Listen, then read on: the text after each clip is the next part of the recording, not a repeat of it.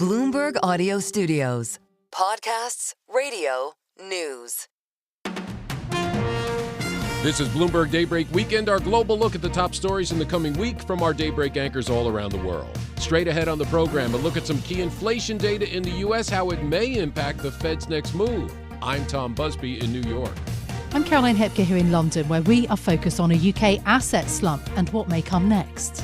I'm Doug Krisner, looking at the outlook for China's BYD, as well as the fallout from the blocking of the U.S. Steel-Nippon Steel merger. That's all straight ahead on Bloomberg Daybreak Weekend. On Bloomberg 1130 New York, Bloomberg 99.1 Washington, D.C., Bloomberg 92.9 Boston, DAB Digital Radio London, Sirius XM 121, and around the world on BloombergRadio.com and the Bloomberg Business app.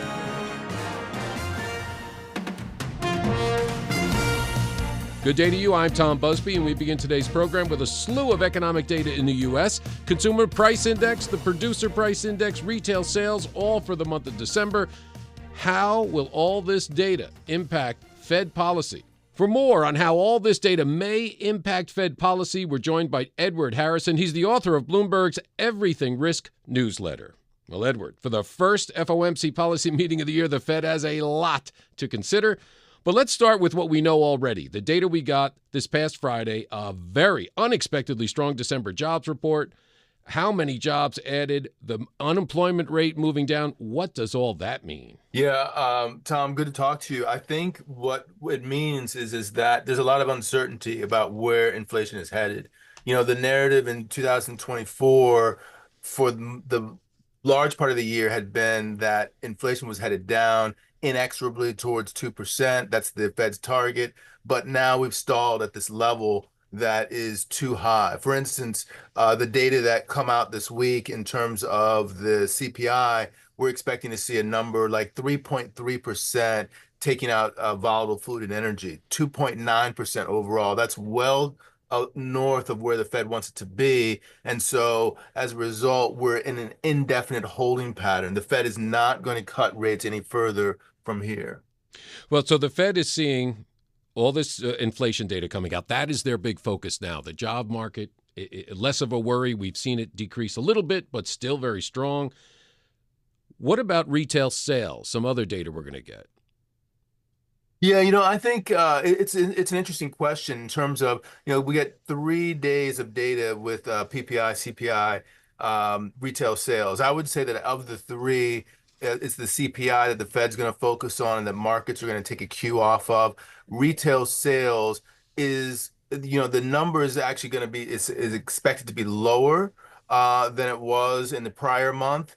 But when you take out autos and gas, people are expecting it to go up. So it's kind of hard to parse out, you know, what the market reaction is going to be. Irrespective, given the jobs report that we saw last week, I think that the market's probably going to expect those numbers to be relatively robust. Yeah, people are working, they're spending money, and we've seen that with the National Retail Federation looking at online. You know, these are at or near record spending levels. So people are feeling pretty good. Definitely. And, you know, the jobs report, let me just go back to that for a second. We ticked down last week to 4.1% from 4.2%. That tells you not just that the labor market is doing well, but that the anxiety that a lot of people might have that bad things are about to happen and they're not going to open up their checkbooks is lessened. And so we should therefore expect that retail sales, especially in this holiday season, to be relatively robust. So that side of the coin, I don't think is going to be as much of a mover for markets because they know that the U.S. economy is doing well. The real question is inflation stalled at this level, or is it potentially even re-accelerating beyond this level to higher into the 3% range? And that's the big focus now for the Fed. And what would drive inflation? I mean, obviously, we always have the housing a problem. It's not even an uneven market. It is just a problem where people cannot afford some of these homes. We have elevated rates now back up to 6.99%, according to the Mortgage Bankers Association. What other factors are driving inflation? So that, it's a very good question as to where the Fed is on all of this going forward, because it was interesting that our colleague Matthew Boesler, he spoke to people at the Fed, and they talked about this I would call rather obscure inflation measure that takes out imputed numbers. And he has a quote, I think, from Christopher Waller, who's very well regarded in the Fed. He said that inflation in 2024 has been largely driven by increases in imputed prices, such as housing services and non-market services, which are estimated. They're not observed directly. And so he takes comfort from that, the fact that when you take those imputed prices out, actually inflation looks better. So what it says to me is that the Fed is going to be fine with inflation at the level that it is now. They could cut still if inflation's at these levels and slightly below. It's if inflation starts to trend higher, that's where we get into problems going forward. So right now, it sounds like you're saying we may not need to see a reduction in interest rates right now. Yeah, I don't think that I think we won't see it for the near future. I think we're in hold for a long time, and we don't need to see it. I mean, the unemployment rate ticked down. We're getting almost 4% increase in hourly wages. Uh, Jobless claims are almost as low as 200,000 initial claims a week. Those are all very good numbers. It says that the economy is doing well. And actually, Jerome Powell, the Fed chair, told us as much in the last time that he spoke to us. All right. So we may see July. I know after Friday's blowout jobs report, people are talking now next rate decrease will be October.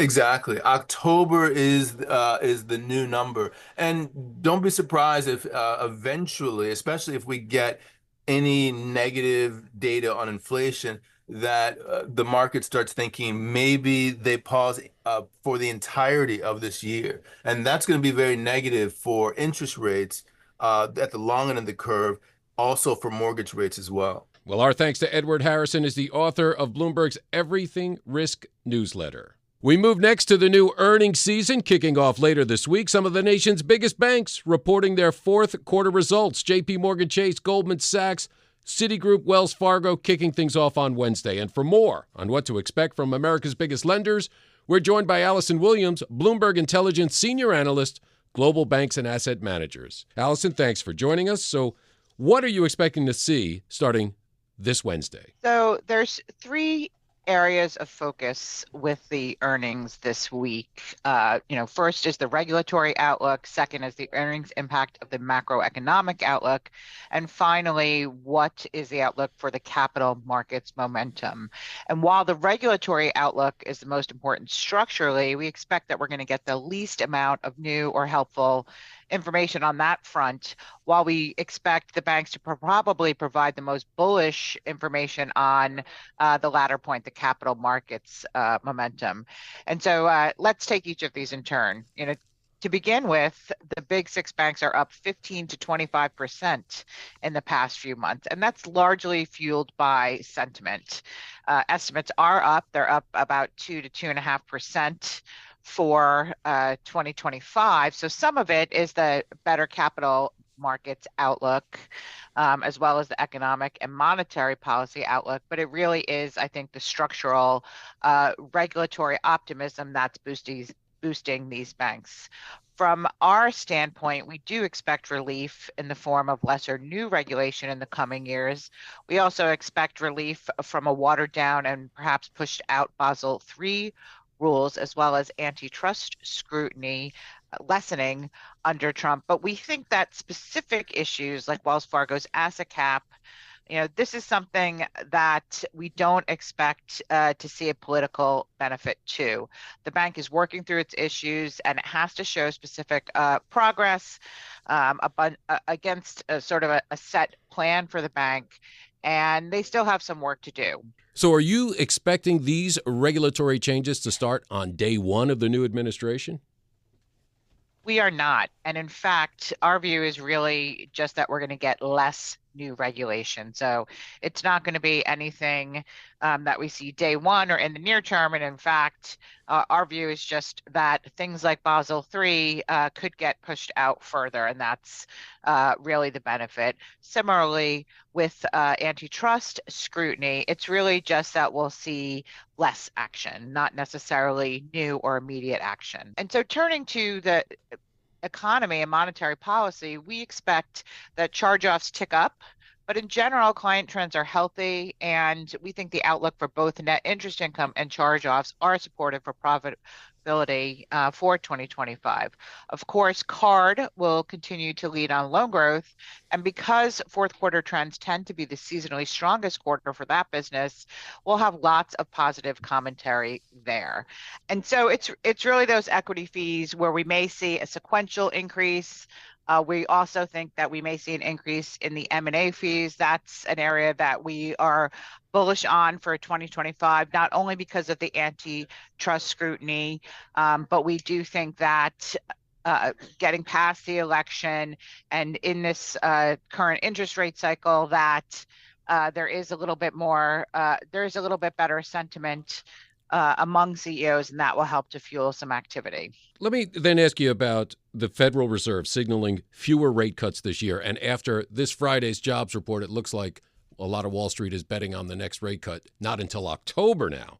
What will that mean to growth and revenue at these lenders? So for the net interest income, we do expect to see stabilization this quarter. And then given where the curve has moved and expectations for the forward curve has moved, we could get more positive news on that front.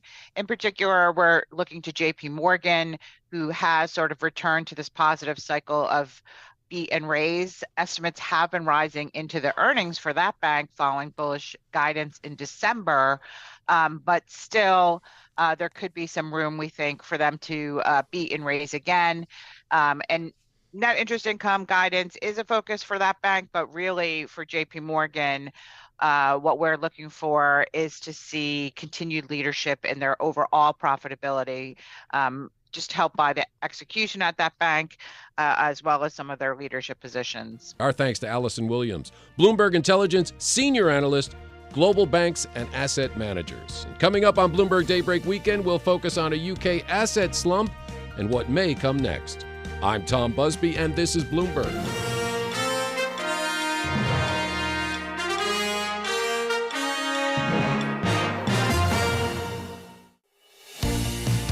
This is Bloomberg Daybreak Weekend, our global look ahead at the top stories for investors in the coming week. I'm Tom Busby in New York.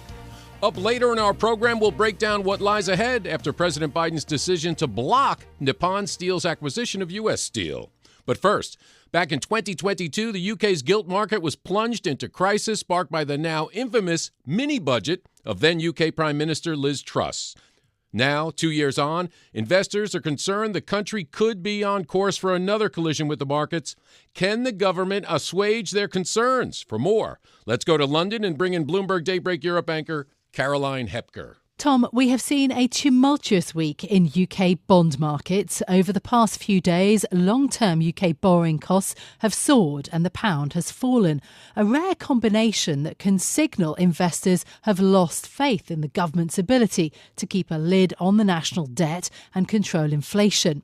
The current surge in debt costs also threatens to wipe out Chancellor Rachel Reeves' slim £9.9 billion buffer against her budget rules and to create instability ahead of an official fiscal update on the 26th of March.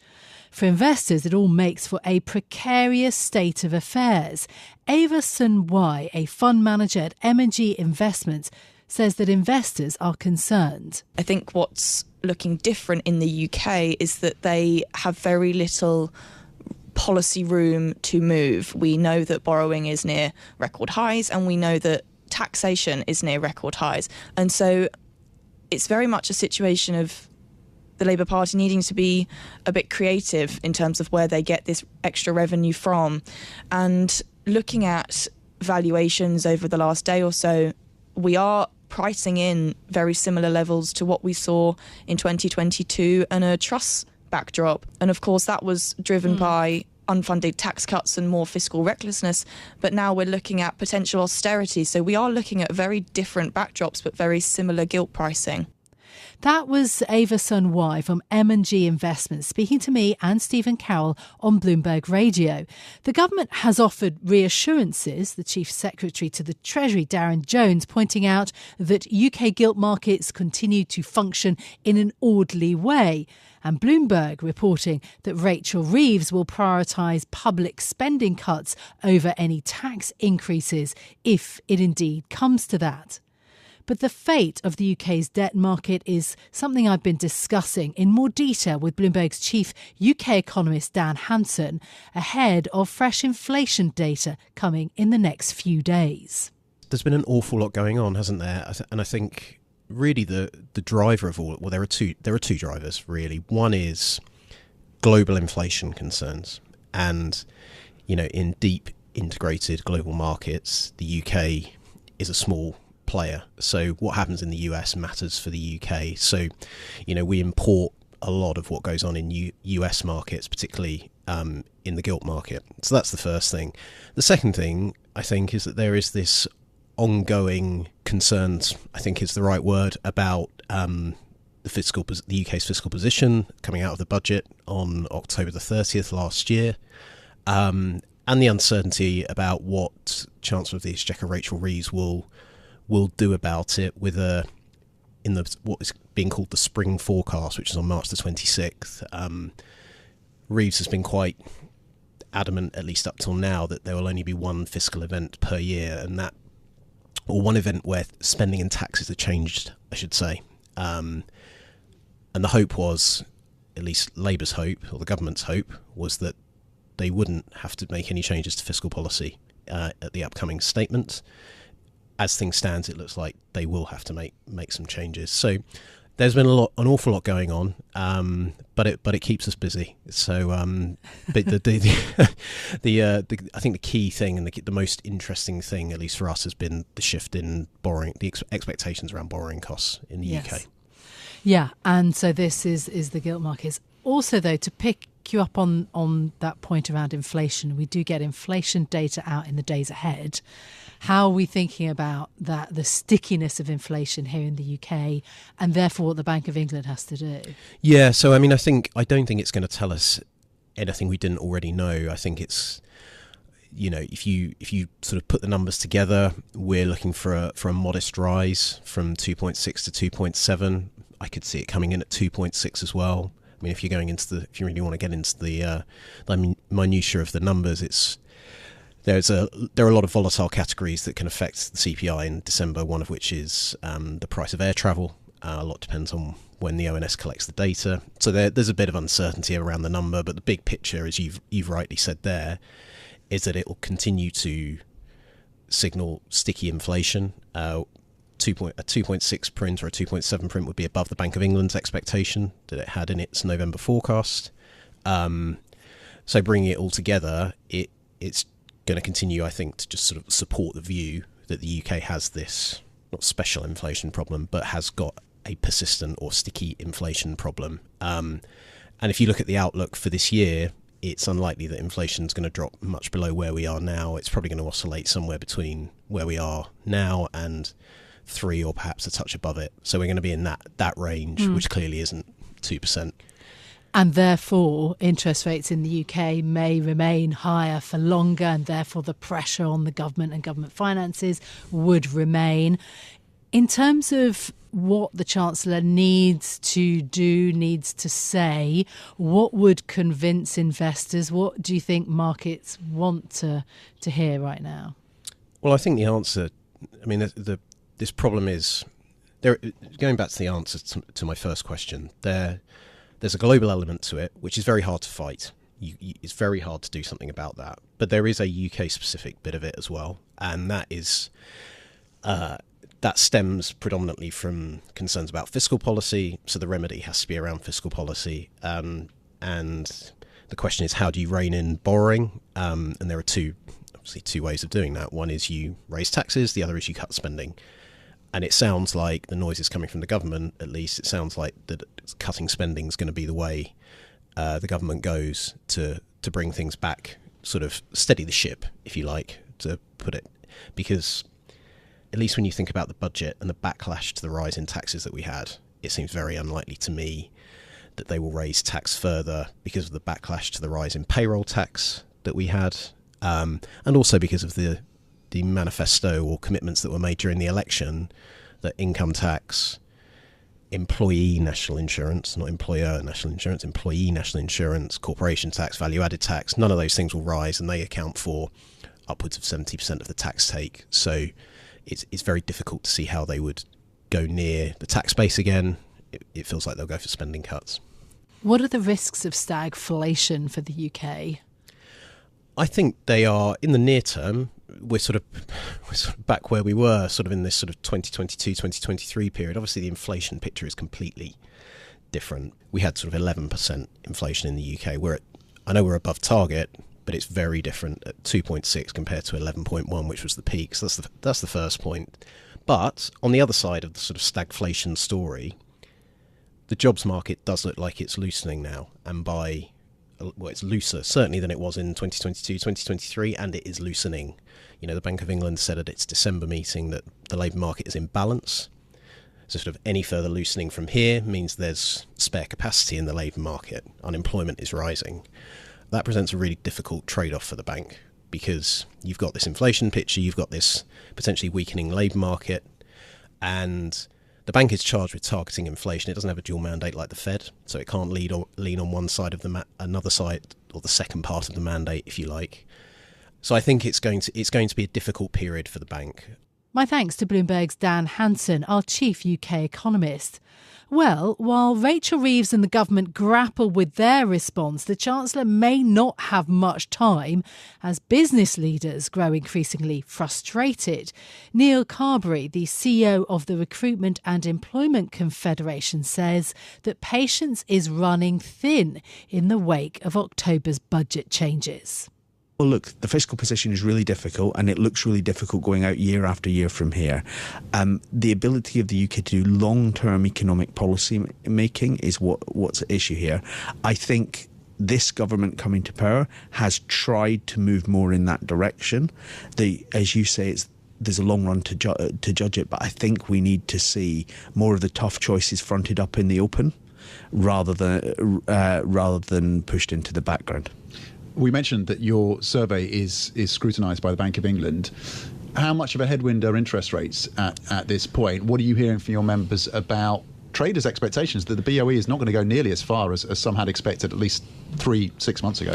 Well, we watch this really closely because a bit of a foible of the way the temporary labour market works is, if I place someone as an agency as a temporary worker, I pay them this week, but I get paid in a month or 3 months' time.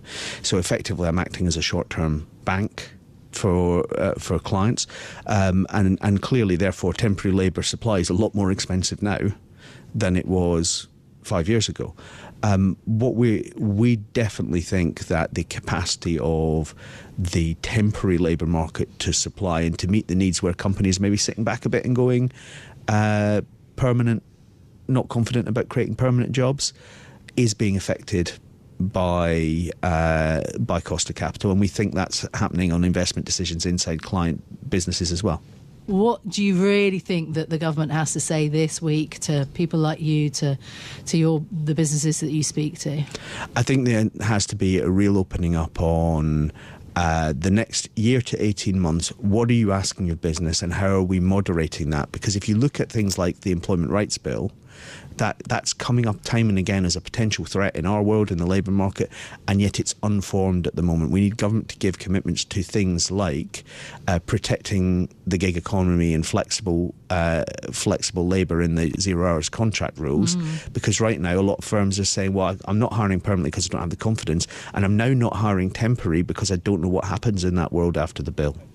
Neil, how does it break down in terms of sector by sector, industry by industry? you're pointing to the challenges and the softness now, the weakness in the labour market. Where is that most acutely felt? So we've seen a really tough, long period for construction. Actually, the trend in construction, while still negative, is slightly better now than last year. It's usually quite a good sign in terms of leading indicator on the economy. There's a shortage of construction workers. Indeed. And then the only areas where we're seeing vacancies growing at the moment are in marginally in hospitality, and then particularly in what we'd call blue-collar light industrial logistics. And if you think about that sector, that's a real area of shortage. That was Neil Carberry from the Recruitment and Employment Confederation speaking to me on Bloomberg Radio.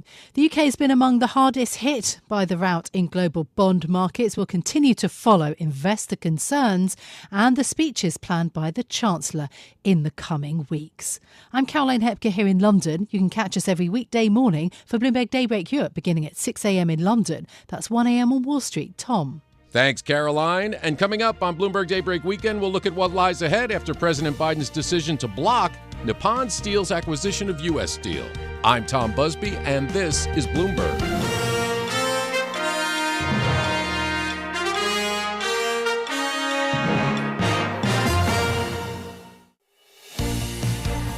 This is Bloomberg Daybreak Weekend, our global look ahead at the top stories for investors in the coming week. I'm Tom Busby in New York. With President-elect Trump set to take office in a little more than a week and tariffs at top of mind, what's the outlook for China's biggest automaker? Let's get to Doug Krisner, host of the Daybreak Asia podcast, for more. Tom, 2025 may be the year the Chinese carmaker BYD becomes the dominant player in the global market for electric vehicles. Already, BYD has nearly overtaken Tesla to become the world's largest seller of EVs. For a closer look now, I'm joined by Danny Lee, who covers the Asia EV space for Bloomberg News. Danny joins us from our studios in Hong Kong. It's always great to have the chance to visit with you. You're so plugged in, so to speak, in the EV environment in Asia. We can talk about the BYD story in a moment, but can we begin with kind of getting the big picture on the EV market in China? How competitive are things right now? The landscape is really quite cutthroat, and we've seen that play out over the last couple of years with price cuts being dished out across the marketplace, and every car maker has been forced into a position because of the best-selling car maker BYD. But there is a real sense that if you're not cutting prices, you are going to sink very, very quickly. And given the fight for what little market share there is because of the dominance of BYD, everyone's fighting for a smaller amount of vehicles that buyers are going to drive, and ultimately those who lose out are going out of business. And we've seen a few failures in 2024 as a result of this squeeze on the market, because we see more drivers gravitating towards the more popular EV brands out there, whether it be a BYD to a Zeekr to a Geely. These are all moves being done to try and consolidate positions in the marketplace. And we see the more successful EV brands coming to the fore now, and ones that are coming to the fore in China are actually starting to have an impact outside of China. And that's where the worry extends to because of the success of the Chinese EV space overall. So when you talk about consolidation, is that really a euphemism for saying there are fewer participants in the market right now, fewer companies manufacturing, or are we actually seeing kind of merger and acquisition activity? We are largely seeing more of a consolidation through the failures. Where we do see, though, the effective M&A activity is where the biggest losers have ultimately been the foreign auto brands, where we've seen Volkswagen lose more and more share. We've seen General Motors also sink quite significantly over recent quarters. And even Stellantis, who has pulled back on the China market of late, but then decided to do a deal just like Volkswagen. They're all looking for deals with Chinese EV partners, particularly ones who have a limited track record in terms of their history, but because of what cars they can produce with the technology and the offering that is so attractive to Chinese consumers, we've seen a lot of M&A worth billions. And so this is where we've seen this consolidation or a gravitation towards foreign automakers trying to partner up because if you can't beat them, you join them. And so this is where they feel their money is best put to work. So, Danny, what is the role of the government here? I know that there are a few trade-in programs which have been vital to building out the market. Is that just the way that business is done? You accept the fact that the government's going to continue to support these manufacturers? The view is from the industry that they do want to see some government support for the consumer to encourage cars to be bought, electric cars specifically. And given the investment being made by these Chinese automakers, billions has been spent over a multi-year period, there is just an anxiety that if consumers start to wane on EV purchases, which would be hard to think given we are seeing monthly sales of EVs compared to overall sales hitting over 50% now, that they're just, if any slippage does come, that there would be that would have a negative effect on the overall sector. But China sees the overall benefits of supporting sales to ensure that there is healthy competition and a strong marketplace, because ultimately that extends to the car makers in China benefiting, and they can translate that success globally. I was looking at your year ahead for the EV space in China. You can see it on the Bloomberg terminal. And one line that struck me is that BYD essentially remains the brand to beat. What makes BYD so special? Well, BYD has always been able to use its financial might year after year now to continually be ahead and to set the agenda, particularly when it comes to prices. But because its car lineup is so affordable and they have so many models and variants, we are talking in excess of 170, 180, even more now, potentially up to 200. So whatever the price point, the choice, the kind of power you want or capability of vehicle, BYD is covered at every price range possible, frankly, and for many vehicle types. Now that it also includes a supercar and a pickup truck. So it has anything for everyone, and it's that kind of proliferation which means it can be all things to all consumers, and that's where other car-making brands are having to catch up. So we've been talking really about the domestic market in China, and I'm curious for the entire EV industry in China, how critical it is that these companies begin to develop markets offshore in foreign jurisdictions. Well, for EV companies and for auto companies by and large, there has been a push to drive sales in any way possible, because of the way in which the domestic Chinese sector has been so cutthroat. You know that by selling abroad, you can attract bigger margins, significantly bigger margins in some cases. And so we have seen many Chinese car makers go abroad as far as Brazil to Mexico. Southeast Asia has been a big kind of melting pot of activity. So it is important that you diversify, and BYD has understood that in a way in which it has rapidly expanded to well over 100 countries by this point in the past 3 years or so. And so it's important to have some balance so you're not reliant on the Chinese domestic market overall, because maybe one day those subsidies will have to be weaned off, and sales can't keep growing forever, although there is a good kind of momentum for the next several years to come. Danny, thank you so much for spending the time to enlighten us on the Chinese EV space. And you can read Danny's piece on the Bloomberg terminal, Chinese EV makers 2025 goals belie tough year ahead. He's Danny Lee. He covers the Asia EV space for Bloomberg News. And now we turn to a spat in U.S.-Japanese relations. President Biden blocking Nippon Steel's deal to acquire its American rival, U.S. Steel. Now, Nippon says at this point it's not considering alternative plans to the takeover. And yes, both companies have filed lawsuits to rescue their merger. So, should we assume this deal is dead? Well, let's take a closer look at the state of affairs in the saga. I'm joined now by Garod Reedy. He is Bloomberg opinion columnist joining us from our studios in Tokyo. Thanks for making time to chat with us. Let's begin with your understanding of Biden's rationale for blocking the transaction. First of all, do you understand it? Does it make sense? The rationale absolutely does not make sense, and I think that is the most difficult to understand part about this deal. We knew that Biden opposed the deal. We knew that this decision was likely coming. But I think what was shocking here was to see it put, so starkly in writing that, the wording of Biden's executive order, that he has credible evidence that Nippon Steel might take action that threatens to impair the national security of the U.S. We're talking about a Japanese company. Japan is, the U.S.'s, I think its most important ally at this point in time. And obviously, it's security. The U.S. is Japan's security guarantor.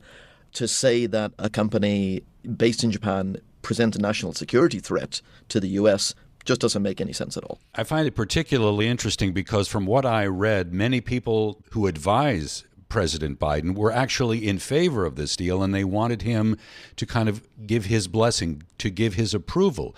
At the end of the day, we know he blocked it, and I'm wondering whether some of this had to do with the fact that Biden would like to be seen in his legacy as a pro-labor president. Do you think that's plausible? That obviously seems to be, the main factor. And to a certain extent, that's understandable from Biden's point of view to say that there obviously are political considerations for him in this matter. As you say, the reporting behind the scenes seems to indicate that the people who are in charge of deciding whether it represents a national security threat or not came down on the side of that it wasn't. And indeed, were trying to persuade Biden to go back on this deal, because it obviously it is, as I described it, is a slap in the face of one of the U.S.'s most important allies. So how is it being read in Japan right now? What is the Japanese press saying about this? I think it is, as I say, the fact that it was coming was expected. I don't think anyone really expected this deal to go through. I think in Japan as well, as well as in, everywhere really, it is a little bit of a matter of, well, we'll wait and see. President Biden only has a couple more weeks in office, and then we're going to have somebody else in the White House. So I think there is a little bit of an attitude of like, well, let's see what happens for now. Obviously, President-elect Trump has also said that he has opposed the deal, but it wouldn't be surprising, or it wouldn't be the first time, shall we say, if he went back and did the opposite of something that he had previously said. So I think there is a little bit of a, let's wait and see what happens in a couple of weeks, and then we'll decide. What do you think failure of this deal, let's assume for a moment that it does not get done, what does it mean for U.S.-Japan relations? I think it will have consequences, not just necessarily the failure of this deal, but the way that it is presented. There are already, we are in a bit of a different mode in, not just in Japan, but in Asia in general at the moment, especially with, Trump coming back to the White House, potential, new leader in South Korea in the next couple of months. And also we have in Japan, we have Prime Minister Ishiba, he takes a different look at regional security and Japan's place in Asia and Japan's place, vis-a-vis the U.S. to many of his predecessors. And I think, especially compared to his predecessor Kishida and obviously to Shinzo Abe, I think this will be a black mark on U.S.-Japan relations going forward, just the way that it's described. I don't know if this deal in and of itself will have, massive consequences. Garode, it's always a pleasure. Thanks for making time to chat with us. He is Garode Reedy, Bloomberg opinion columnist, joining us from Tokyo. I'm Doug Krisner. You can catch us weekdays for the Daybreak Asia podcast. It's available wherever you get your podcast. Tom? Thanks, Doug. And that does it for this edition of Bloomberg Daybreak Weekend. Join us again Monday morning at 5 a.m. Wall Street time for the latest on markets overseas and the news you need to start your day. I'm Tom Busby. Stay with us. Top stories and global business headlines are coming up right now.